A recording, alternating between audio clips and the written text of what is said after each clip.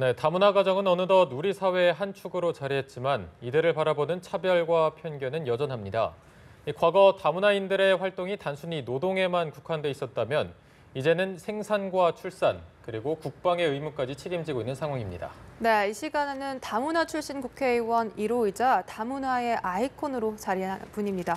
이자스민 물방울 나눔회 사무총장 모셨습니다. 어서 오세요. 네, 안녕하세요. 안녕하십니까? 반갑습니다. 네, 어제가 예. 추석 당일이었는데 어떻게 예. 당일날 잘 보내셨습니까? 예, 잘 보냈습니다. 올해는 추석 23번째 추석을 지냈던 네. 것 같습니다. 잘 보내셨습니까? 저는 가족들과 또 함께 보냈었는데 한국에 오신 지 그럼 벌써 23년이 23년, 24년 차 만면들이고요.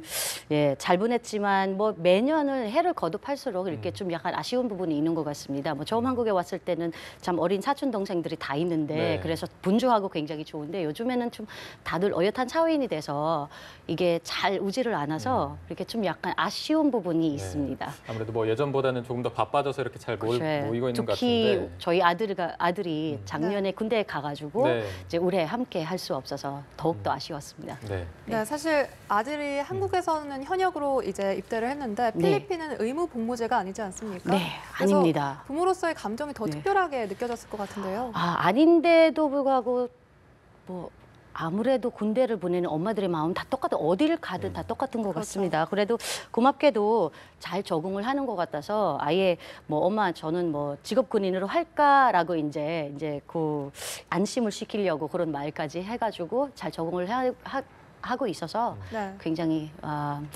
그래도 마음이 놓입니다. 네. 네.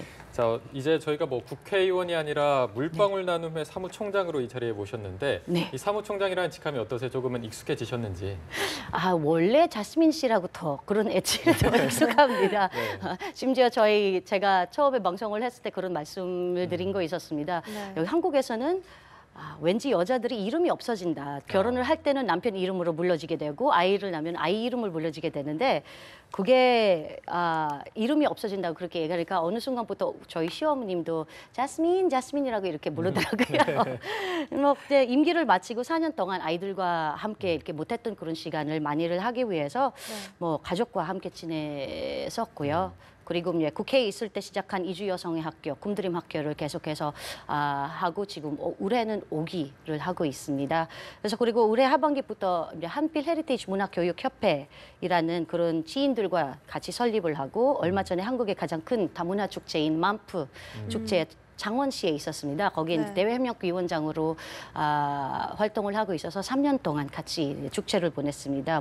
강연 그리고 이주민 행사를 종종 이제 틈틈이 가고 있어서 옛날에 했던 그런 일들은 전부 다 이민자 관련된 그런 일을 계속해서 하고 있었습니다.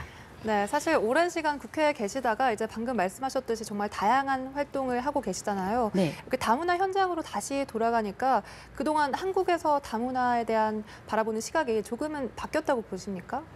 제가 이제 국회에 있었을 때도 굉장히 거의 현장 중심이었습니다. 현장을 많이 찾아가고 그리고 현장의 목소리도 다양한 목소리도 이렇게 계속 들어왔습니다. 그래서 거의 이제 현장을 떠난 느낌이 하나도 없었던 것 같습니다. 계속해서 있었던 건데 그런데 바라보는 시각이 긍정적으로 많이 변하기도 전에 우리 사회가 많이 변하기 전에 이게 관심이 많이 떨어진 것 같아요. 한창 때는 다문화라고 굉장히 많이 크게 관심을 가지고 있는데 관심도가 굉장히 많이 떨어진 것 같아서 좀 약간 아쉽습니다. 이제 네. 다른 국가에 비해서 아까 말씀드린 것처럼 대한민국의 다문화 현상은 비교적으로 굉장히 젊은 그런 다문화 사회이기 때문에 막 관심을 갖고 이 구민을 하는 이 시기에 전통 이민 국가들은 미국이나 유럽 같은 경우는 정치적하고 사회적 분위기가 이민자들에게 좋지만 않아서 그렇죠. 그럼 약간 그런 걱정이 되는 그런 부분입니다. 네.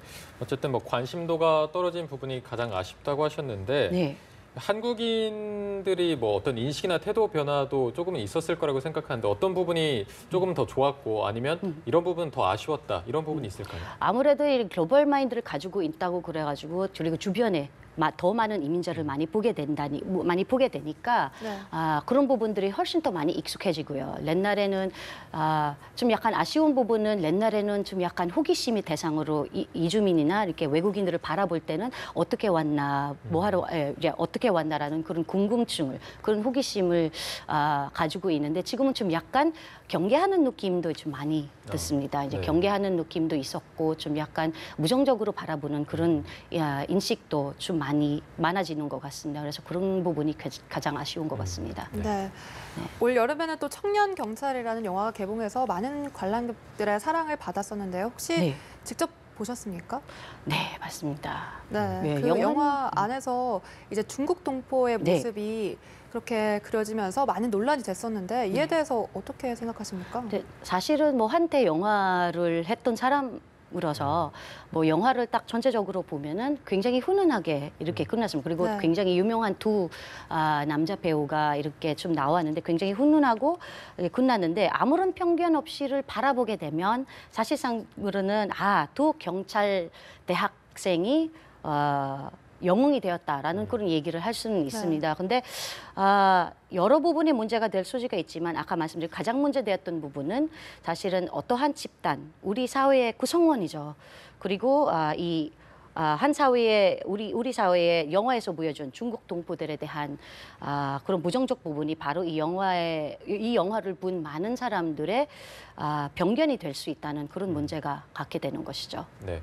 아무래도 여기에서 중국 동포들이랑 대림동에 대한 묘사가 아무래도 많은 분들이 불쾌감을 느꼈을 것 같은데 실제 영화 속에서는 뭐 대림동이 경찰도 못 들어간다 그랬다고 하는데 현실 속에서는 뭐 정말로 경찰이 못 들어갈 정도의 상황인지 어떻습니까? 그런 게 대한민국에 어디 있겠습니까? 사실상으로는 네. 그게 사실상 이제 영화이다 보니까 이제 과장되는 그런 부분이 굉장히 많이 나왔던 것 같아요. 이제 약간 좀 아쉽죠. 그런 부분들이 그렇게 묘사를 할 수밖에 없다는 그런 부분들이 사실상으로는 또 다른 방법으로 좀 재미를 이렇게 더 할 수는 있는데 딱 그렇게 한 지역에 한 집단에 딱 집어서 하다 보니까 영화를 위해서 그 표현의 자유가 있기는 하지만 사실상으로는 그 표현의 자유 때문에 어떠한 한 집단이 어떠한 한 구성원이 아픔을 당할 수 있다는 게 그 자체가 이게 아니라고 생각을 합니다. 네. 예. 네, 한국 영화에서는 이렇게 중국 동포들이 범죄자로 그려지는 현실이 그냥 하루 이틀이 아니거든요. 네. 이렇게 다수 범죄 소재 영화들이 중국 동포를 범죄자로 설정한 것 어떻게 네. 봐야 할까요? 뭐 한때 어글리 코리안이라는 거를 그거 들어보셨죠? 어글리 네. 코리안이라는 게 들어보는데 한국인들의 해외에서 범죄를 연루되는 경우 또는 이제 무적절 행위를 관련된 그런 뉴스이 나올 때 현지 교민들이 특히 장기적으로는 그 지역에서 살고 있는 그런 교민분들에서 화도 나고 이제 굉장한 이제 우려감 그리고 그런 그 우려감을 느끼고 그렇게 표합니다. 교민 사회에서 직접 들었던 이야기이기 때문에 이제 잘 알고 있습니다. 그 몇몇 사람 때문에 우리가 다 어글리 코리안이 된다는 것은 좋아할 수가 없죠. 그렇죠? 그래서 그런 안 좋은 일이 생길 때 교민 사회에서도 인식 개선 캠페인도 하고 그랬었습니다. 해외에서. 뭐 중국 동포라고 해서 다르겠습니까? 네. 똑같겠죠. 더군다나 non-fiction인 실제로 그러니까 실제로 존재하고 있는 사람하고 집단하고 그 장소에 한 사회 소수자가 아주 부정적인 픽셔널한 그런 상황을 집중적으로 다루다 보니까 이제 중국 동포들의 분노가 충분히 공감이 되는 거예요. 만약에 중국 동포가 아니고 뭐 다른 집단이었어도 똑같이 느낄 거라고 생각을 합니다. 이제 외국인에 대한 잘못된 편견과 오해는 사실상으로는 외국인에 대한 불필요한 그런 자별이나 그리고 이제 그런 자별을 양산을 할 수 있을 거라고 이렇게 생각을 합니다. 그래서 오히려 사회 통합에서 이렇게 좀 도움이 안 되는 그런 요지도 될 수 있습니다.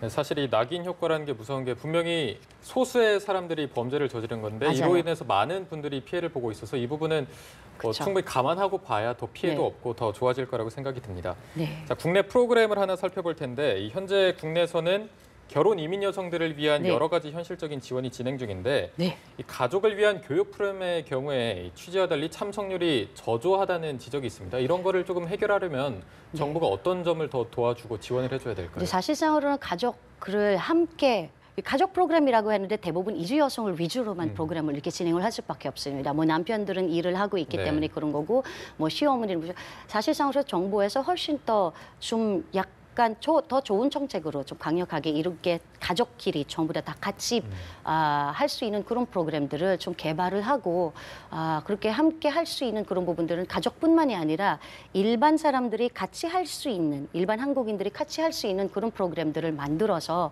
그래야 자연스럽게 가족을 함께 할 수 있는 그런 프로그램이 만들어질 거라고 생각을 합니다. 네. 네. 네. 그런데 사실 정부가 아무리 좋은 대책을 만들어도 이렇게 다문화인들이 적극적으로 활용하지 않으면 무용지물이 아니겠습니까? 이를 위해서는 또 어떤 부분들이나 인식을 개선해야 할까요? 뭐 저 같은 경우 사실 그 질문 자체에서도 좀 약간 우려되는 문제가 있습니다. 다문화인이라고 하면은 도대체 다문화인이 뭐라고 얘기를 하는지는 정확하게 아까 말씀드린 것처럼 우리 사회가 다문화 사회가 굉장히 젊은 다문화 사회이다 보니까 네. 용어 정리도 참 안 되고 있어서 저도 인터뷰를 할 때마다 늘 다문화인이 우리 사회에 5천만 명이라고 이렇게 늘 얘기를 합니다. 이렇게 네. 함께 있어야 되는 거거든요. 그래서 이런 부분들은 사회적으로 이제 우리가 아까 얘기를 했던 것처럼 굉장히 부정적인 그런 내용들이 미디어를 통해서 문화예술을 통해서 보게 되면은 이제 사람들이 사실상 겁이 나가지고 오히려 사회의 참여율이 훨씬 더 낮아지는 그런 경우가 있습니다. 그래서 사회적으로 훨씬 더 개방이 되는, 그리고 인식 개선, 사실 소수자보다 다수자에 대한 인식 개선 사업들이 훨씬 더 많아져야 된다고 생각을 하고 있습니다. 네. 자, 그러면 마지막으로 이 다문화가 조금 더 한국에 올바르게 정착되기 위해서 한국민이나 정부에 하고 싶은 말씀 네. 있으면 지금 하시면 될 것 같습니다. 네, 여러분들은 이제 추석 명절을 다 지내고 정말 가족과 함께 하는데 생각해 보시면 이주민들을 하고 이민자들하고 이주 여성들 같은 경우는 센터에서나 또는 이렇게 집에 센터에서 활동을 하거나 아니면 친구들이랑 같이 있지만 가족과 함께 갈 수가 없어. 함께 지낼 수는 없습니다. 네. 그렇게 어려운 부분을 감안을 하면서 계속 이렇게 함께 대한민국에서 코리안 드림을 이끌어가면서 계속 함께 이런 사회 통합을 위해서 이 사회에서 좀 이바지가 될 수 있는 그런 활동을 많이 하고 있는데 그 활동을 훨씬 더 많이 할 수 있도록 여러분들의 도움이 굉장히 필요합니다. 그래서 조금 더 많이 이해해 주시고 많이 배려해 주시길 바라겠습니다. 네, 감사합니다. 오늘 말씀 감사하겠습니다. 고맙습니다.